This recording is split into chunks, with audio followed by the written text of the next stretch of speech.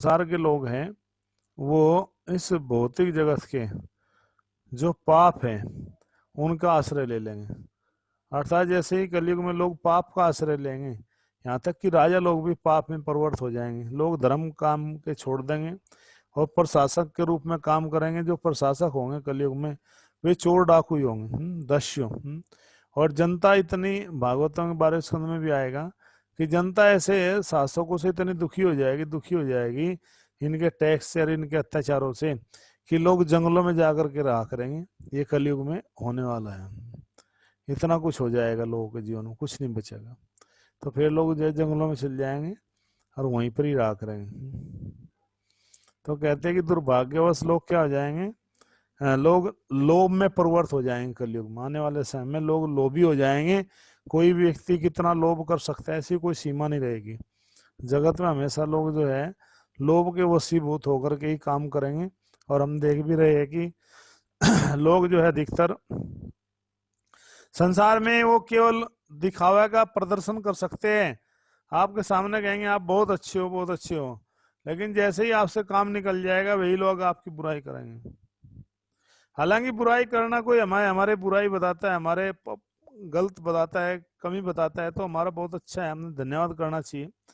लेकिन जो व्यक्ति किसी के बारे में गलत बोलता है, जो कि है कि नहीं, तो उसके लिए उसको अपराध लग जाएगा। कोई व्यक्ति किसी को जो है यदि चोर साबित करे, चोर कहे और वो चोर साबित ना हो और ना वो चोर हो, तो कहने वाले को अपराध लगेगा। इस तरह से कलयुग में लोग जो है क्या होगी, कलयुग में जो मन जो किया गया जो पाप है वो तो लगता ही है, लेकिन कलयुग में मन से किया गया पाप पाप नहीं माना जाता, उसकी छूट है कलयुग में।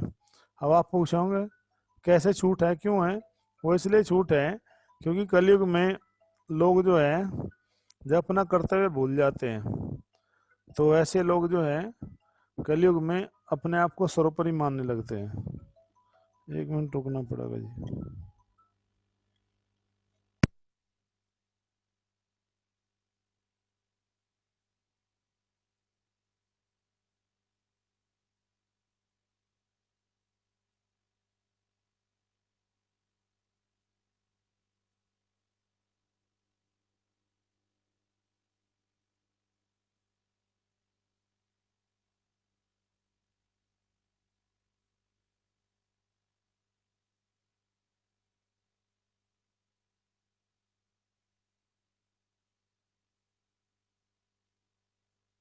फिर लोग जो है सरकारी खजाना लूटेंगे और किसी को भी कभी जो मतलब इतने बेईमान लोग हो जाएंगे, कलयुग में लोभी हो जाएंगे कि वो अपनी बुद्धि का प्रयोग कर करके जो है लोगों का धन लूटेंगे। जैसे कि आजकल साइबर क्राइम है, वो कुछ नहीं करेंगे, बस केवल पता लगाएंगे आपका डाटा यहाँ पर है जो है और आपके डाटा को हैक कर लेंगे।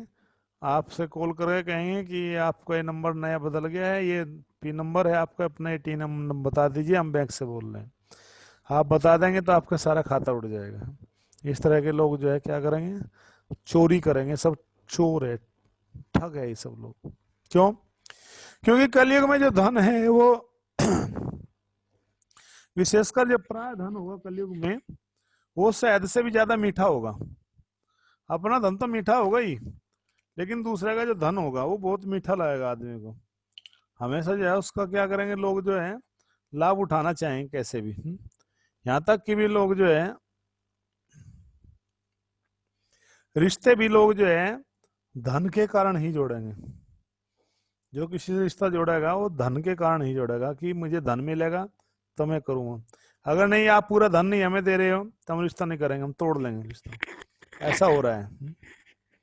जो तिलक बोलते हैं इधर पूरब साइड में, यूपी में और बिहार में, वो सब क्या है, कोरा बिजनेस ही तो है। कि लड़कों को बेचा जाता है, हमने इतने पैसे लगाए, इतने पैसे दो, ये ले जाओ। हमने ये जो है बकरा पाल पोस के बड़ा किया है, मुर्गा, इसको काट देंगे आज, इसको काटते हैं उसको, मतलब इतना दाम लगा करके। जो नहीं पूरा दाम देगा, जाओ जी, कोई संबंध नहीं है, कोई रिश्तेदारी नहीं है, हम आपके हैं कौन, आप हमारे हैं कौन, कोई मतलब नहीं। अर्थात कलयुग में लोग इस तरह से क्या हो जाएंगे, लोभी हो जाएंगे। इस कदर लोभ बढ़ जाएगा कि यहाँ तक कि किसी के धन को लूटने में कोई झिझक नहीं होगी। पहले प्राचीन समय में लोग जो है जब चोरी करते थे चोर, तो वे क्या करते, वे सेंध लगाते थे मकान में और मकान में जब सेंध लगाते थे तो पैरों की तरफ से घुसते थे। क्यों? क्योंकि भैया अगर किसी ने अंदर से हमला कर दिया, जिस मकान में घुस रहे आदमी जाग रहा हो, तो कम से कम पैर ही काटेगा वो। और पीछे उसको दो आदमी, पीछे दो तीन आदमी रहते थे, उसको खींच लेते थे अगर कोई अंदर से हमला कर देता तो। सर इसलिए नहीं अंदर कर देता, पहले ही तक था कि सर ना कट जाए, सर कट गया तो गया काम से। यानी इतना जीवन जोखिम में डाल करके भी लोग जो है अपने जीवन की परवाह ना करते। धन का लालच इतना भयानक है जगत में। सब कुछ जानते हैं भी लोग जो है क्या करते हैं कि धन का इतना पूरा बोलबाला है जगत में, भ्रष्टाचार है, बिना पैसे के काम ही नहीं होगा आपको। तो इसको बोलते हैं लोभ।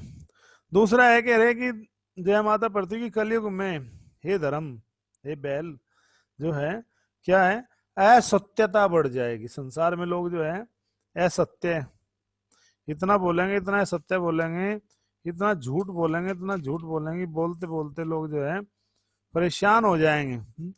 लेकिन उनका झूठ खत्म नहीं होगा, सब कुछ खत्म हो जाएगा। तो जो लोग इस तरह से झूठ बोलेंगे, और कुछ लोग तो इतना सत्य बोलेंगे, इतना सत्य बोलते हैं, उनको पता ही नहीं होता कि मैंने क्या बोल दिया, झूठ कब बोल दिया।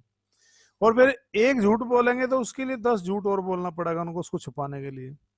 तो लोग कलयुग में इस तरह से क्या हो गए हैं, आदी हो चुके हैं इन चीजों के। अगला है कि डकैती लोग डालेंगे, किसी के यहाँ पर डाका डालना है, किसी का धन को लूटना, ये तो बताया मैंने।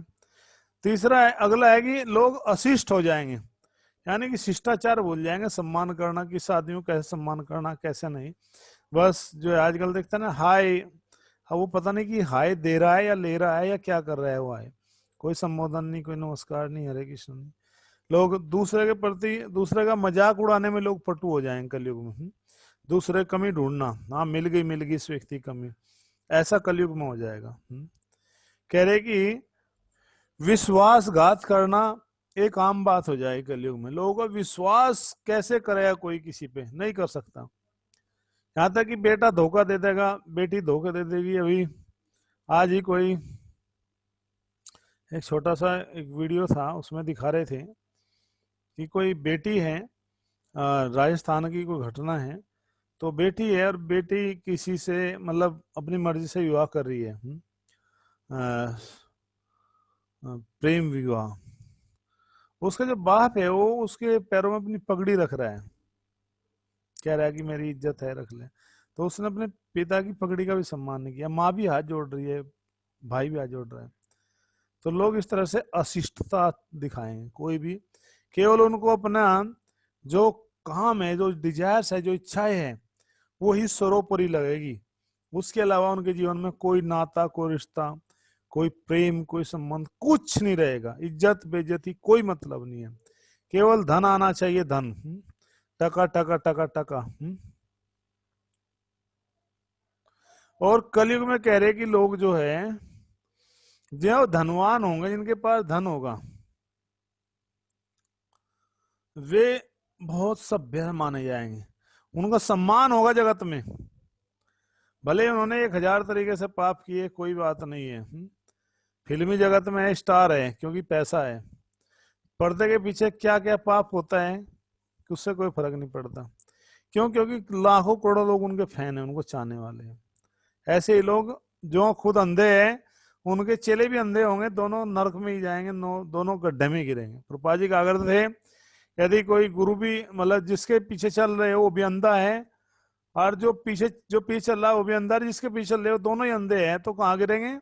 गड्ढे में गिरेंगे निश्चित रूप से। तो ये सबका सब क्या हो जाएगा, स्थिति आ जाएगी। विश्वासघात इतना बढ़ जाएगा समाज में कलयुग में कि पत्नी जो है अपने पति को सच्चाई नहीं बताएगी है। जैसे ही उस पत्नी के मन में दूसरा विचार आएगा, उस पति का तुरंत त्याग कर देगी, एक अक्षर नहीं लगाएगी। पति कुछ गड़बड़ करेगा तो उसको मरवा देगी। कितने केस आज भारत के अंदर, हजारों केस है कि पत्नी ने ही पति को मरवा दिया। आता है अखबार में, आता है, हम तो खैर नहीं पढ़ते हैं, हमारे आश्रम में तो अखबार नहीं आता, लेकिन बाहर जब देखते हैं जगत में, कहते हैं कि पत्नी ने की हत्या प्रेमी के साथ मिलकर पति की, ऐसी हेडलाइन होती है। बताइए, ये विश्वासघात कलयुग में बढ़ जाएगा, लोगों के हृदय में द्वेष इतना आ जाएगा।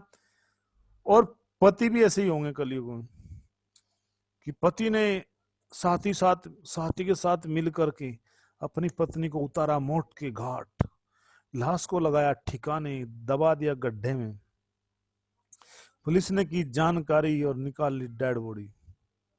हरे कृष्णा। तो ये कलयुग में जो है क्या हो जाएगा, आम बात हो जाएगी, एक तरह से फैशन हो जाएगा। किसके लिए? पैसे के लिए, जमीन जायदाद के लिए लोग किसी को नहीं छोड़ेंगे। यहां तक कि श्याम, हमने देखा कि बेटे ने कहा कि मुझे मेरा ऐसा चाहिए, पिताजी ने मना कर दिया, तो रात्रि में ही, जहाँ इधर हमारे हरियाणा साइड में जो है खेत जो होते हैं ना, जहाँ वहां पर ट्यूबवेल होती है और वहां पर कमरा होता है उसमें रहने के लिए। आपको एक अजीब बताता हूँ मैं आपको, जो कमरा होता है रहने के लिए, तो उसमें ही बारिश के मौसम में अधिकतर, जब बारिश के वर्षा ऋतु जो शुरू होती है, जून जुलाई अगस्त सितंबर अक्टूबर नवंबर, ये जो महीना चल रहा है अभी, तो जो खेत में जाते रहते पानी चलाने के लिए, खेत में पानी देने के लिए, सूखे में रात में बिजली आती है, तो वहीं पर ही कितने ही लोगों को मार दिया गया है, और जो है रात में मर्डर हो गया, कम से कम 50-100 तो खुद हमारे इलाके में हुए। तो जब सरकार ने देखा, और किन लोगों के हुए, कि जिनके पास में जमीन थी लेकिन क्या नहीं था, उनका विवाह नहीं हुआ था। एक भाई का विवाह हुआ, एक का नहीं हुआ, और हिस्से में तो बराबर बटेगी, कानून तो ये कहता है बराबर आएगी जमीन, भैया को शादी करो ना करो, पिता की जो संपत्ति है तो बराबर है। तो भाई ने लालच करके भतीजों ने कहा कि हमारे नाम कर दो, और देखा कि जो हमारे ताऊ जी है ये जमीन किसी और को ना दे दे, या किसी और को करने जा रहे, किसी और को अटैच हो रही है आजकल, देखा है कुछ लोग, तो उनको रात में ही उनका मर्डर कर दिया, उनकी हत्या कर दी। किसके लिए? धन के लिए, लालच के लिए। ऐसे हजारों। फिर डीएम ने जो है, डिस्ट्रिक्ट जो मजिस्ट्रेट है, डीएम ने फिर एक आदेश जारी करना पड़ा इन जिलों में कि जितने भी अविवाहित पुरुष थे, अविवाहित यानी कि जिनको कंवारे बोलते हैं, कुंवारे, ऐसे अविवाहित पुरुषों की एक सूची तैयारी की, और उनकी पूरी सूची बनाई हुई कितने लोग हैं फिलहाल जिले में ऐसे लोग, फिर उनका पूरा एक डाटा बनाया ताकि पता रह सके कितने लोग हैं, या कितने मर गए, कितने मार दिए गए, कितने बचे हैं। तो ये कितना बड़ा संसार में जो है विश्वासघाती होता है। पत्नी पति का विश्वास नहीं करेगे, पति पत्नी का विश्वास नहीं करेगा, बेटा बाप का नहीं करेगा, बहन भाई का नहीं करेगा, कोई विश्वास नहीं करेगा संसार में। एक ऐसा समय आ जाएगा। और कह रहे कि लोग दुर्भाग्य आ जाएगा लोगों के जीवन में, सौभाग्य नहीं रहेगा। संत महात्मा हजार होंगे कलयुग में, हरिनाम कीर्तन होगा, जगह जगह भागवत कथा होगी, मंदिर होगा, प्रसाद वितरण, पुस्तक वितरण, रेड लाइट पे चौराहे पे खड़े रहेंगे भक्त लोग, आइए ग्रंथ लीजिए, लेकिन लोगों की रुचि नहीं होगी। लोग जो है दुर्भाग्य नहीं होगा, दुर्भाग्य आ जाएगा, भाग्य सही नहीं होगा, तो भक्ति में भक्तों में रुचि नहीं होगी, और ऐसे ही इग्नोर कर देंगे, छोड़ देंगे, यार इनका यही काम है, हर समय पुस्तक कीर्तन कथा। तो अर्थात ऐसे लोग जिनका नाम कहते हैं कि तुलसी या वेग जवर के भूख विदा हो जाए। जिस प्रकार से जो जब जवर आता है शरीर में, फीवर आता है, बुखार आता है, ताप आता है, तो भूख नहीं लगती, व्यक्ति को भूख खत्म हो जाती है। ताही पापी हृदय राम नाम ना सुहाई। तुलसी या वेग जवर के भूख विदा हो जाए, ताही पापी हृदय राम नाम ना सुहाई। इसी प्रकार से जो पापी लोग होंगे उनके हृदय में राम नाम उनको अच्छा नहीं लगेगा, राम नाम में उनको रुचि नहीं आएगी। ऐसे पापी लोगों को, जिनके जीवन में क्या होगा, केवल पापी पाप होगा, उनको राम नाम में कभी भी रुचि नहीं आएगी, राम नाम में अच्छे नहीं लगेंगे। और लोग क्या करेंगे, कपट करेंगे। कपट का मतलब है कि अंदर से कुछ हो रहा है, बाहर से कुछ है। मुंह में राम बगल में छुरी, और प्रशंसा करे भूरी भूरी। भूरी का मतलब अच्छी अच्छी प्रशंसा कर रहे हैं, लेकिन मुख में राम ले रहे हैं और बगल में छुरी है, जैसे मिलेंगे तुरंत हत्या कर दी। ये सब कपट होगा, बाहर से भगवान का नाम लेंगे लोग, अंदर से जो है काम क्रोध लोभ मोह ईर्ष्या द्वेष भरा होगा हृदय में लोग, और मौका मिलते ही उड़ा दिया।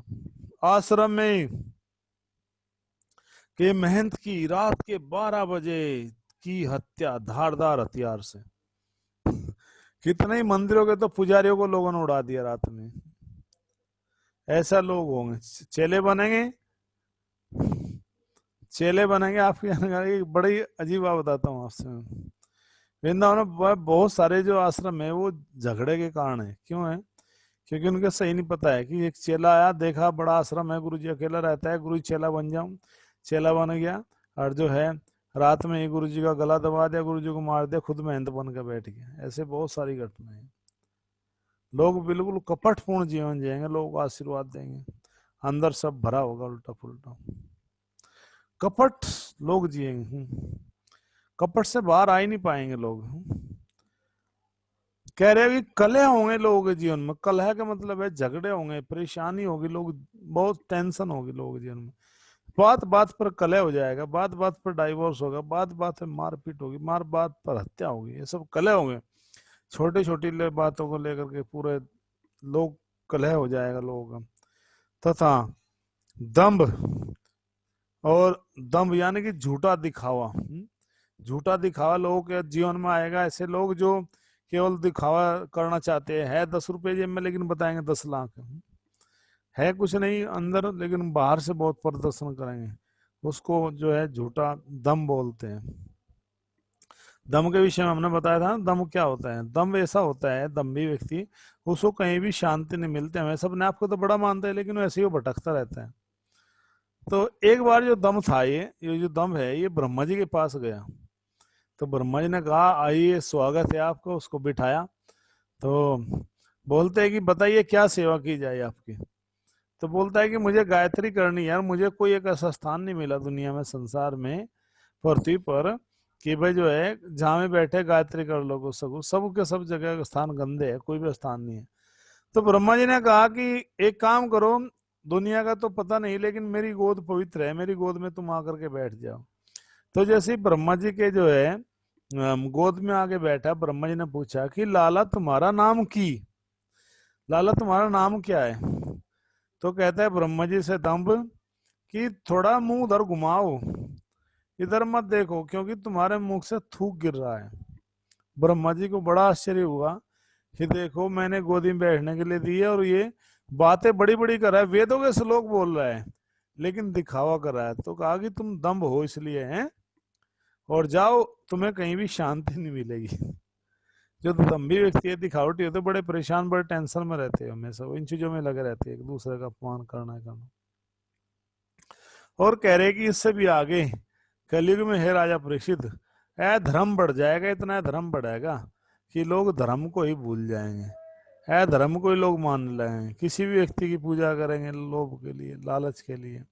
लोगों का जो जीवन का जो सार होगा, बस केवल बुद्धिमान उसको माना जाएगा, जो अपने परिवार को पाल ले, भले ही तुम जो है कितना भी बड़े कुछ भी क्यों ना हो, कोई भी वैल्यू नहीं है, केवल है धर्म की प्रधानता रहेगी।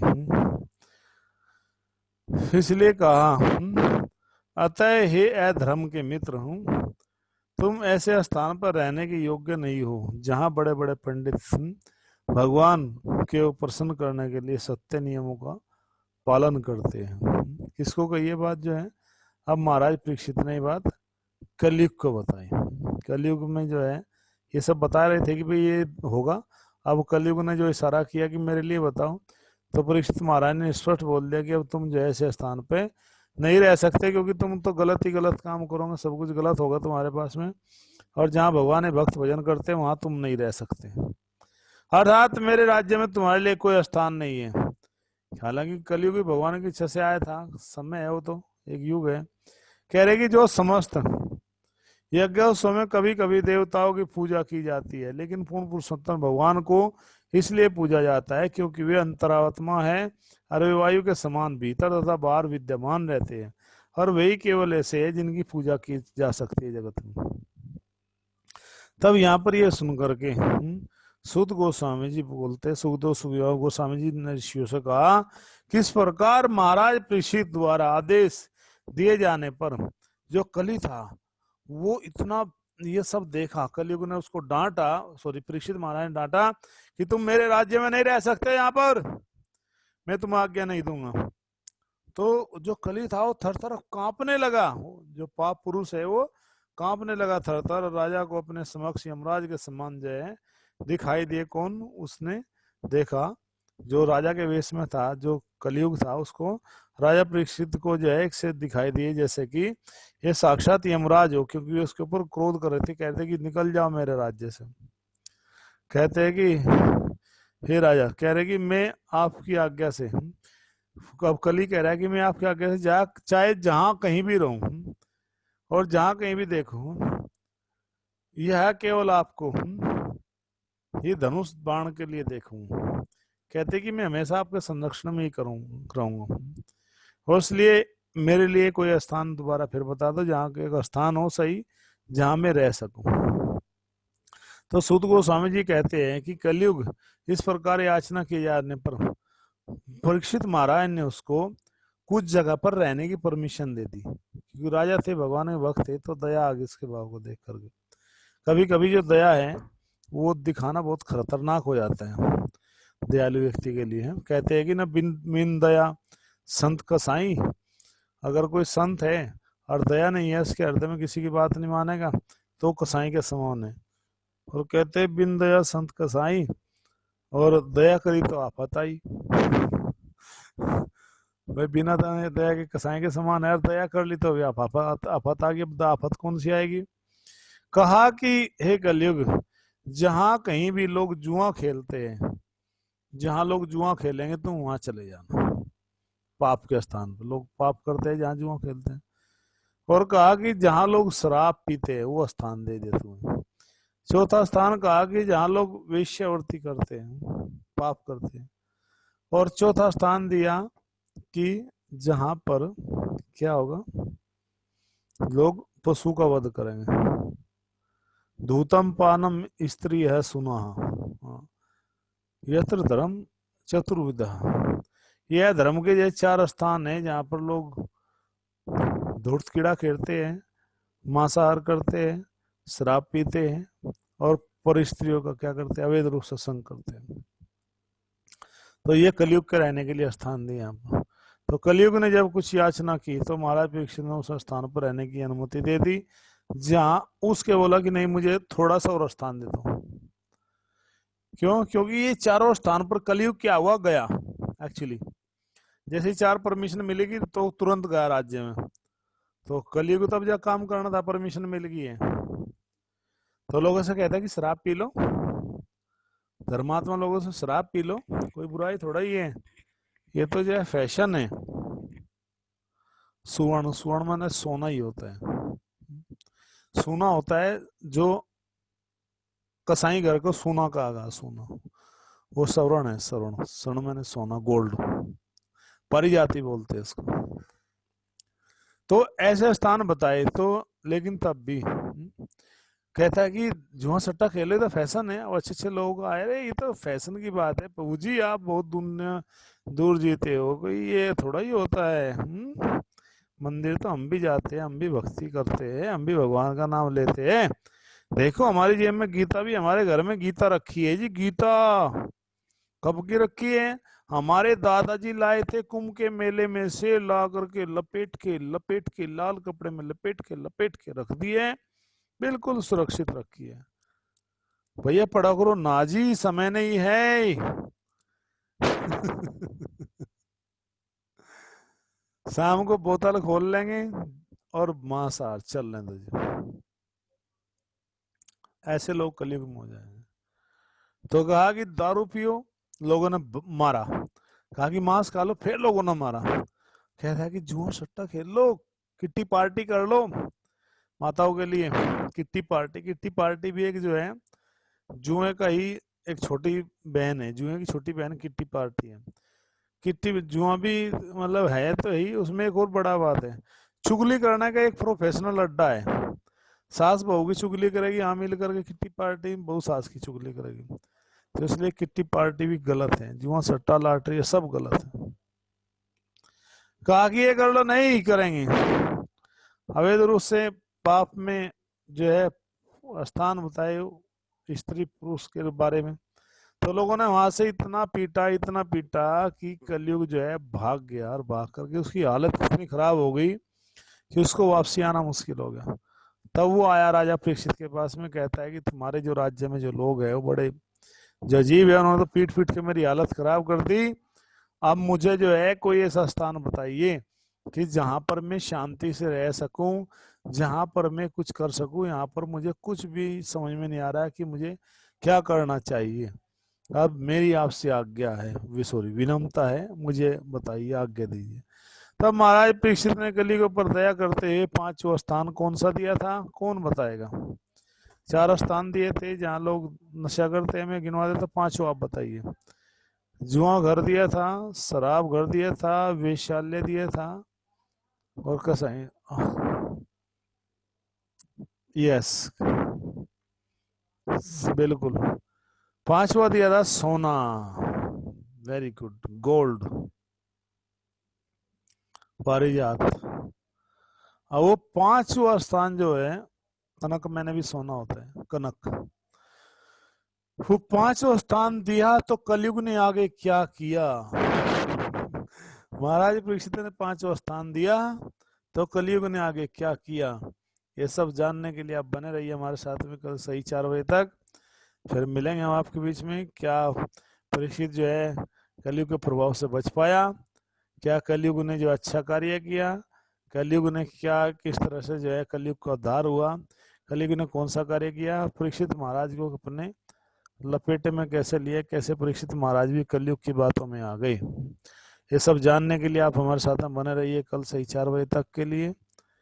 तब तक के लिए हरे कृष्णा, धन्यवाद। हमने आपका स्पीकर खोल दिया है, जिस भक्त का जिज्ञासा हो, कोई क्वेश्चन हो, कमेंट हो, पूछ सकते हो। स्पीकर खुल गया, आप सब बात कर सकते हो। तो ये जो है आज तक के लिए आज की कथा में था। तो सब भक्तों को हम धन्यवाद करते हैं।